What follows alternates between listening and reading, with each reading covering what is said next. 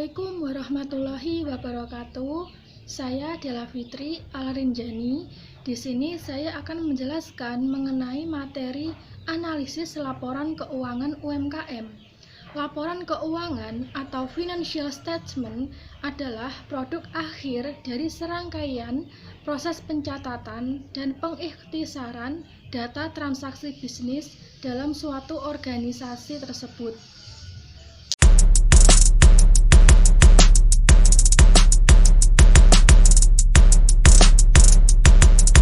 Pembahasan selanjutnya adalah urutan laporan keuangan berdasarkan proses penyajiannya. Urutan ini dibagi menjadi 4 poin. Yang pertama, laporan laba rugi. Laporan laba rugi biasa disebut income statement. Apa sih laporan ini? Laporan laba rugi adalah laporan yang sistematis tentang pendapatan dan beban perusahaan dalam satu periode tertentu. Poin yang kedua adalah laporan ekuitas pemilik atau Statement of Owner's Equity. Laporan ini menyajikan ikhtisar perubahan dalam ekuitas pemilik suatu perusahaan dalam satu periode tertentu. Yang ketiga ada neraca atau balance sheet, adalah laporan yang sistematis mengenai posisi aset, kewajiban, dan ekuitas perusahaan.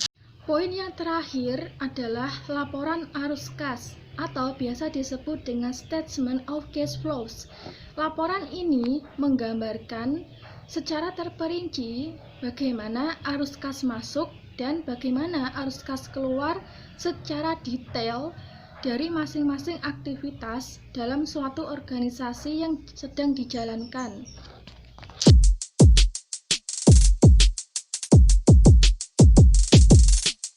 Selanjutnya, berdasarkan standar akuntansi keuangan entitas mikro kecil dan menengah atau SAK EMKM, dimaksudkan untuk digunakan oleh entitas mikro kecil dan menengah atau EMKM adalah entitas tanpa akuntabilitas publik yang signifikan, sebagaimana didefinisikan dalam standar akuntansi keuangan entitas tanpa akuntabilitas publik atau SAK ETAP.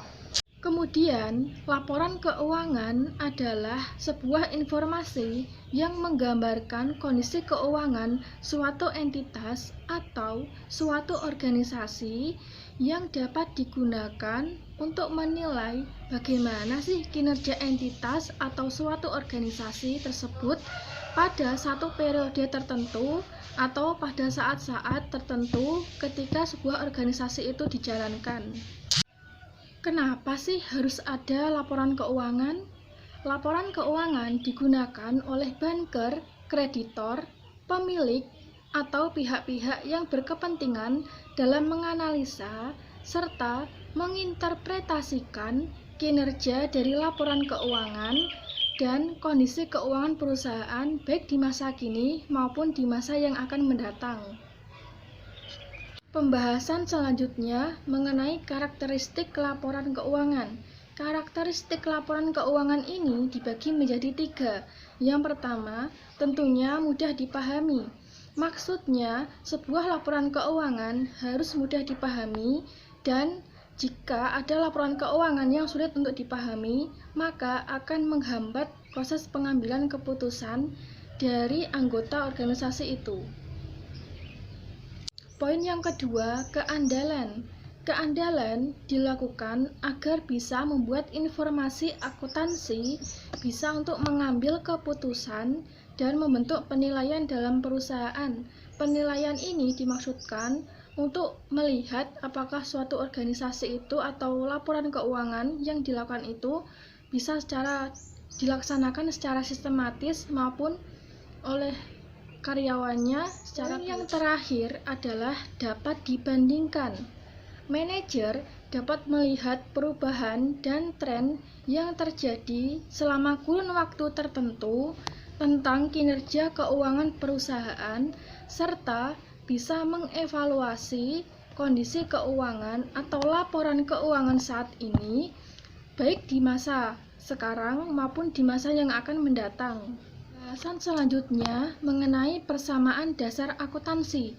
Persamaan dasar akuntansi merupakan suatu persamaan yang menunjukkan posisi seimbang antara sisi kiri yang menunjukkan jumlah aset dengan sisi kanan yang menunjukkan jumlah liabilitas dan ekuitas. Secara sistematis, maka dapat dirumuskan aset sama dengan liabilitas ditambah ekuitas. Selanjutnya ada standar akuntansi keuangan entitas mikro, kecil, dan menengah atau SAK EMKM. Pada dasarnya, laporan keuangan menurut SAK EMKM dibuat berdasarkan asumsi dasar akrual dan kelangsungan usaha seperti entitas bisnis lainnya. Laporan keuangan SAK EMKM terdiri atas laporan posisi keuangan akhir periode, laporan laba rugi selama periode, dan catatan atas laporan keuangan. Tujuan laporan keuangan berdasarkan SAK EMKM yaitu untuk menyediakan informasi posisi keuangan dan kinerja suatu entitas yang bermanfaat bagi para pengguna laporan keuangan dalam pengambilan keputusan ekonomi, baik juga digunakan sebagai alat untuk mengevaluasi laporan keuangan itu di masa yang akan datang. Pembahasan terakhir mengenai karakteristik laporan keuangan berdasarkan SAK EMKM. Ada 4. Yang pertama, relevan. 2. Representasi. 3. Keterbandingan. Dan yang terakhir, keterpahaman.